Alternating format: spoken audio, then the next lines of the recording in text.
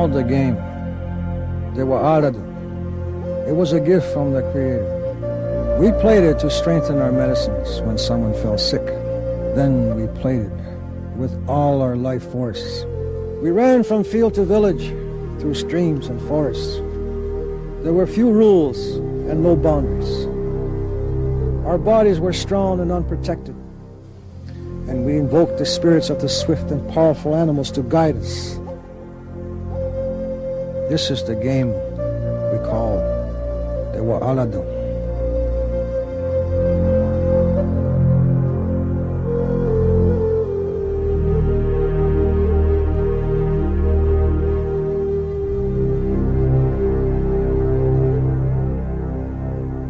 Has all the intricate plays of hockey, football, basketball.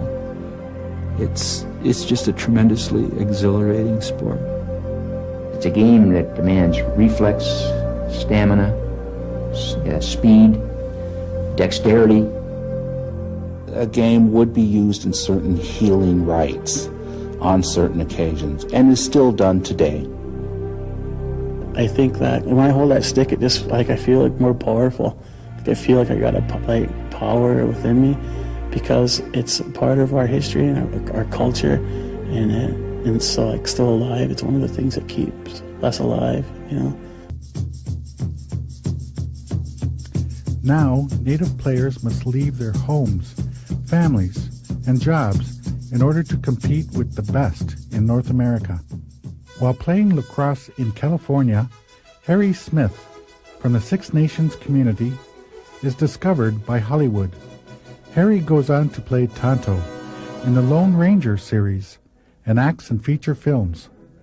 He adopts his sports nickname of Silver Heels. When Hollywood asks him to speak Mohawk in a film, Harry takes creative license.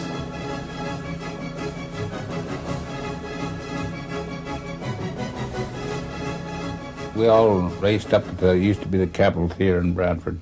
And some of the Mohawk that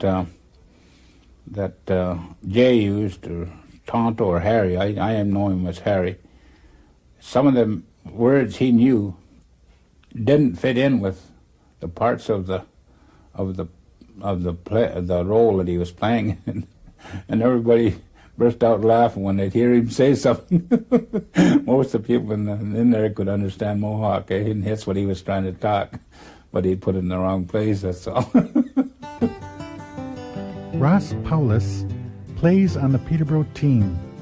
They win the Mann Cup 4 years in a row in the early 1950s. But as the team's only native, he endures abuse from all sides, beginning with his own teammates. But we got together afterwards, and they were telling me how mean they treated me when I first went to Peterborough.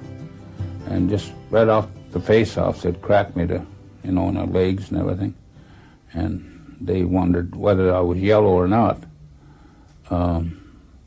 by hitting me and me not retaliating.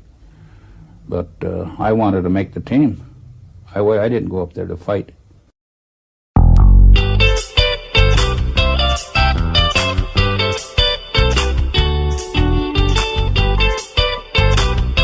Well, one other memory can I share? Sure, please. And this is one I've told about again and again. When I see these kids today with their roto-molded fiberglass lacrosse sticks, all exactly the same, one of the huge pleasures for me was in February each year when this huge crate of new lacrosse sticks would come from upper New York State, I guess from the Iroquois Indian Reservation or someplace, and we'd all go down to the gym and open that crate, and we'd taken sticks out, each one unique, each one really a work of art, and trying them out. How does it feel? What's going to work for me this year? And I still have two beautiful lacrosse sticks, broken many times, but I still have them. And that feeling of having this handcrafted piece of equipment that we used and became part of you for a whole season is really a special part of lacrosse in that day, which players today don't get to experience. And if they ever did break, then you were up the creek. How do you break in that new lacrosse stick? Well, by junior or senior year, somebody figured out that it was bad news if you broke your only lacrosse stick. So I think we were after, at some point we were allowed to have 2 lacrosse sticks. Yeah. But I remember Jerry Calvert used to be the man, and boy, when you broke it, you went right to his room and hoped he would fix it that day or that night so you'd have it ready for the next day, because each stick had such a particular feel to it that you couldn't really use somebody else's.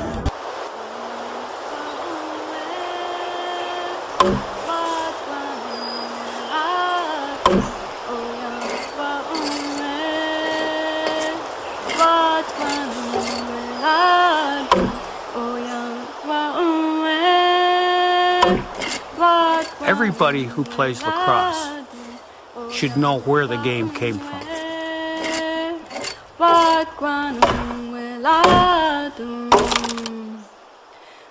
This game was given to our people by the Creator. It's part of who we are as a people. In this stick is the energy from that live tree. That energy is transferred from the person and the stick to this game of lacrosse, one living thing to another.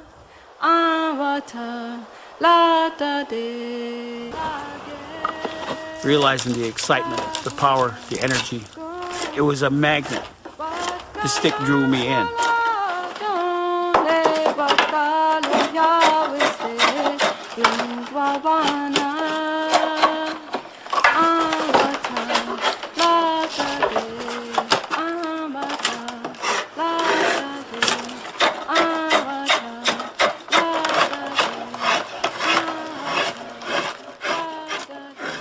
And you gotta have the stick to play the game. You gotta have a wooden stick to be buried with.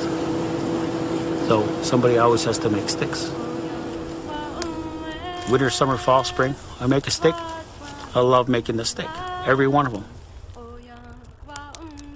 It took me 50 years to get to this point. I changed this, I changed that, I refined things, and they got even better. And I'm at the point right now where I thought I was 30 years ago, but I wasn't there yet. Hopefully I'm still learning, but I've refined the stick and I'm making a darn good stick now, which I think is good. It's up to my standard anyway.